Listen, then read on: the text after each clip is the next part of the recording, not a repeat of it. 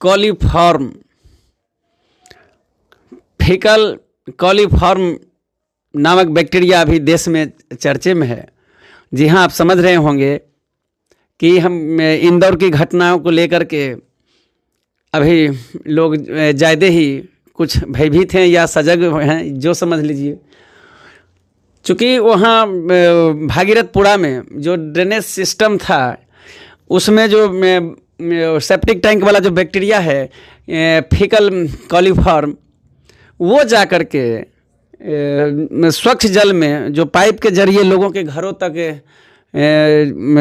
भेजा जाता है, उसमें से जा कर के वो कहीं न कहीं लीक होकर के मिल गया। निश्चित तौर पर जब मिल गया तो वो घरों में चला गया और उसका लोग सेवन कर ही रहे थे।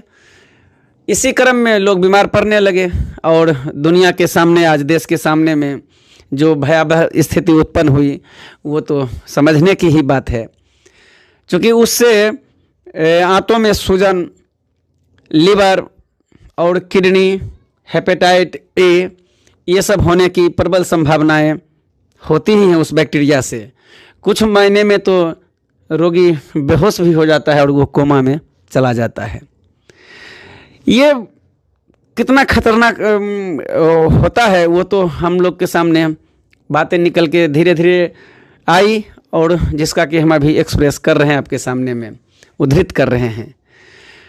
इसमें हमारी सरकार जो है, पूरे देश की, राज्य की सरकार, जो नगर निगम और नगर निकाय हैं वहाँ पर, उनका अब कर्तव्य बनता है कि सिरे से, पुनः नए सिरे से वो जल का जो है नियमित तौर पर डोर टू डोर या जहाँ तक संभव हो सके तो वो जल का जो है सैंपल लेकर के उसकी जांच करना चाहिए। और शायद वो करते भी होंगे निश्चित तौर पर, चूँकि घटनाएं जब घट जाती हैं तो प्रश्न उठता ही है कि आखिर आप जांच कर रहे थे तो फिर क्यों नहीं मिला आपको, और आज ऐसा क्यों हो गया। कहना हो सकता है कि हमने जांच की, लेकिन जांच कैसे की और निकल के क्या सामने बातें आई वो दुनिया अभी जान रही है। इसलिए बिहार सरकार में भी जो भी मंत्री हैं इस विभाग के, माननीय मंत्री जी, आप भी अपने स्तर से अविलंब स्वच्छ जल पहुंचाना आपका परम कर्तव्य है।